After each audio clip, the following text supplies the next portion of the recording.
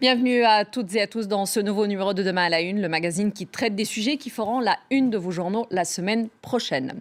Nous allons donc consacrer cette émission à la question des violences faites aux femmes partout dans le monde. C'est le 25 novembre que le monde célèbre la journée internationale pour l'élimination de la violence à l'égard des femmes.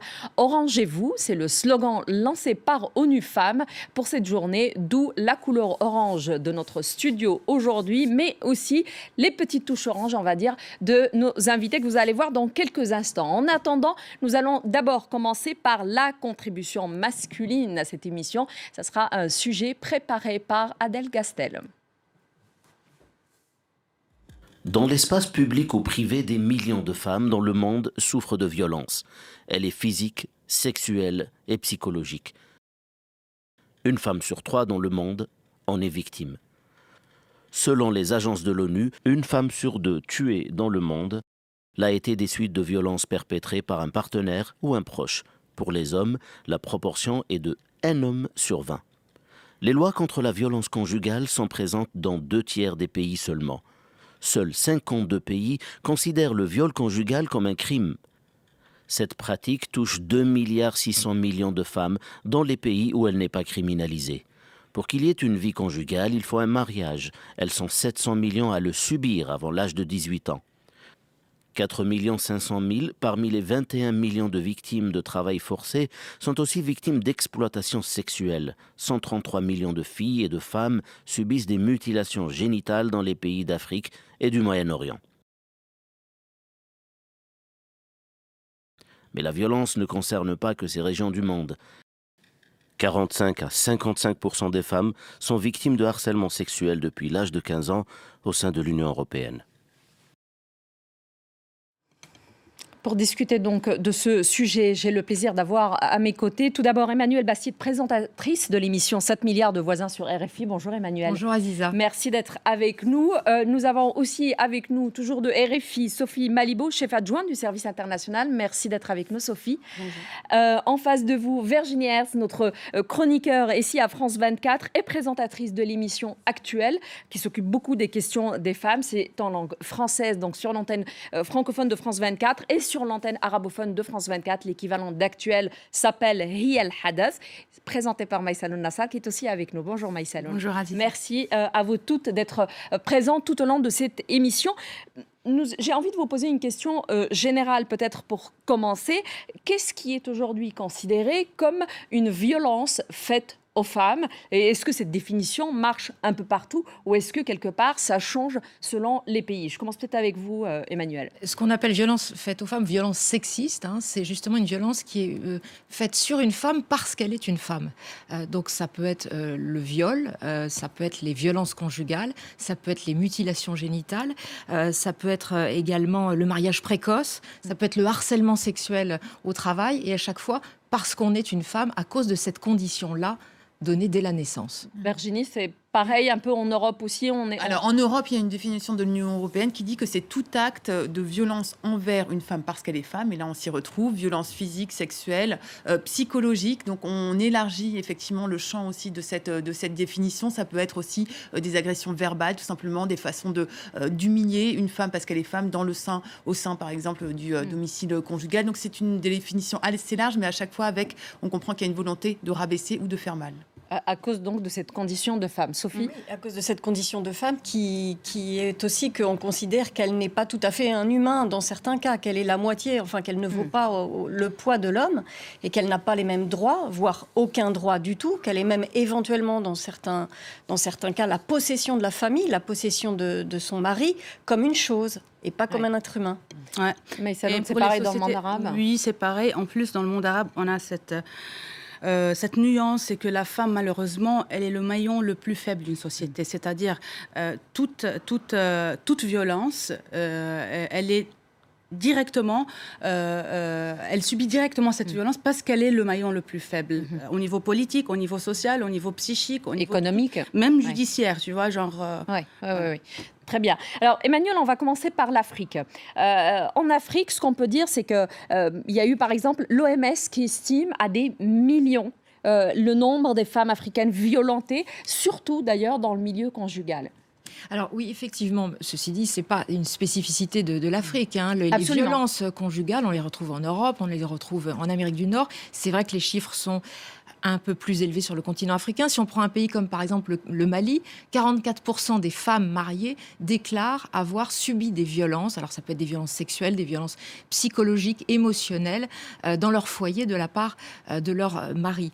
Mais ceci dit, ensuite, bien évidemment, il y a aussi des violences qui sont exercées au-delà du couple, au-delà dans le cercle familial. En général, les violences sexuelles se passent toujours avec un homme qu'elles connaissent. Absolument. Ça peut se passer aussi dès le plus jeune âge. Il faut savoir qu'aujourd'hui, un des freins importants à la scolarisation des filles en Afrique, on sait qu'on n'a pas encore la parité Oui. à l'école, c'est le risque d'agression sexuelle pour ces petites filles ou ces adolescentes, et des parents qui vont enlever les enfants de l'école par peur soit d'agression sexuelle sur le chemin de l'école, soit d'agression sexuelle par Dans l'enseignant l'école. lui-même aussi Ouais. à l'école. Donc c'est la double peine, agresser sexuellement et retirer de l'école. Ouais, et peut-être pour rebondir sur ces deux notions à la fois de violence domestique, alors ce qui est intéressant, c'est qu'en Europe, a priori, on se dit que effectivement, les femmes ont les mêmes droits que les hommes, globalement, mais l'Union européenne considère que la violence domestique est la forme la plus générale, la plus commune de violence envers les femmes. Et sur les agressions sexuelles des jeunes filles, on va dire, d'après les dernières statistiques,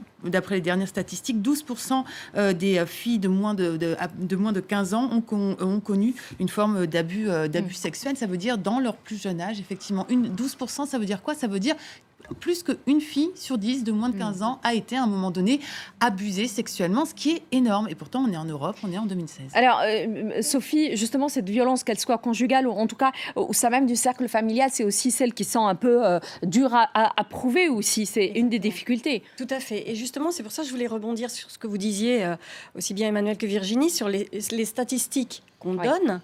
C'est En très fait, difficile. C'est tout relatif parce que c'est la spécificité de ce crime. C'est que ce sont des crimes souvent intrafamiliaux et la parole des témoins, en général, est inexistante. C'est extrêmement difficile de trouver des Et la témoins. reconnaissance même en tant que crime est très difficile dans certains pays. On estime que le mari qui oblige sa femme à coucher avec lui, ce n'est pas forcément un crime. Alors, il y a ça, d'une part, et donc, le problème, c'est que beaucoup de choses dans ce domaine-là se déroulent en dehors de toute instance officielle. Ce sont des règlements de compte en dehors qui se déroulent dans la rue, les lapidations en Asie, je veux dire en Afghanistan comme au Pakistan. Donc, on a une voix des autorités qui sont de plus en plus, qui donnent de la voix, qui commencent à donner de la voix, renforcement du code pénal, des sanctions, etc. Mais tout se déroule de toute façon en dehors des instances judiciaires. Je peux ajouter un truc, en fait, c'est que là, vous avez parlé de statistiques en Europe, en Afrique. Le problème du monde arabe, aujourd'hui, les pays arabes, il n'y a pas de statistiques officielles. Ça n'existe pas. Il y a des estimations, et les estimations, elles sont beaucoup moins réalistes. Donc, du coup, il y a un problème sur le niveau de réglementation. On ne peut pas savoir c'est quoi le poids de la violence à l'égard des femmes. Donc, on ne peut pas instaurer des lois. Et en même temps, il y a cette histoire de sphère familiale. C'est-à-dire, au monde arabe, c'est la famille, la tribu, c'est toujours très fort en tant que cellule sociale. Et donc, pour que la femme puisse s'en extraire, c'est quand même très difficile. C'est difficile. En plus, on peut donner un exemple sur les crimes d'honneur. Les crimes d'honneur, aujourd'hui, l'assassin, la majorité des cas, c'est le frère ou bien le père. Les crimes dits d'honneur. Parce que ça n'a rien d'honorable. Absolument. Les crimes dits d'honneur. Donc, ce genre de crime, avec le frère ou le père, on a la famille qui retire la plainte. Normalement, ça se passe, c'est très répandu. C'est très présent en Asie, ça, les crimes dits d'honneur. Au Pakistan, c'est énorme. Et alors, ce qui est intéressant, c'est qu'on a des statistiques. Je reprends cette histoire, c'est que de plus en plus, où il y en aurait de plus en plus. Mais alors, c'est là où il faut peut-être pas se tromper sur l'interprétation des chiffres. C'est qu'il y en a de plus en plus qui sont déclarés. Oui, c'est ça. Donc ça, c'est peut-être un bon signe. Le fait que ça augmente depuis 2013, il y en a plusieurs centaines de plus de déclarés. C'est pas forcément qu'il y en a plus, mais qu'on ose plus dénoncer. Et dans les côtés positifs, au Pakistan, il me semble qu'il y a une loi qui a été votée pour renforcer l'interdiction quand même, l'interdiction de ces crimes dits d'honneur, même si la famille se rétracte et n'accuse plus l'auteur de ce crime, il y a condamnation, il peut y avoir condamnation. Alors, ce qui est positif aussi, c'est que certes, les lois bougent peu, ou en tout cas quand elles bougent, quand elles évoluent dans le bon sens, elles ne sont pas appliquées. Néanmoins, ce qui est tout de même positif, c'est que le débat est largement sur la table dans les médias, pas seulement dans les médias internationaux. journaux, dans les radios communautaires, dans la presse locale, dans les presses nationales. Mais est-ce que il y c'est pas... a des talks où les gens appellent en direct. Ça fait débat, parce que quand vous avez une association, par exemple, de défense des droits des femmes, qui met sur la table des viols, des violences conjugales, des cas, des femmes qui viennent témoigner avec, par exemple, des responsables religieux, par exemple, des magistrats qui sont jugés trop timorés aussi par les associations. Les femmes juristes qui sont bénévoles dans les associations sur le continent africain me disent « Ah ben non, on nous appelle les associations qui font divorcer les femmes. » Oui. Donc, oui, il y a une association, par exemple, au Maroc, qui défend beaucoup les mères célibataires qui sont complètement exclues. Et c'est une association qui a été toujours, de tout temps, très, très attaquée, par exemple. Alors, ce qui se passe, c'est aussi que les passionnariats, enfin, celles qui défendent les droits des femmes, sont des cibles.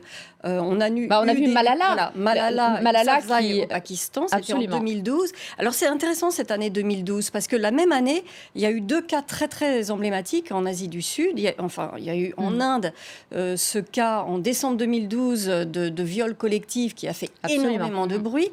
Cette jeune femme étudiante en médecine qui s'est fait violer en réunion dans un bus, ça a déclenché vraiment une sorte de...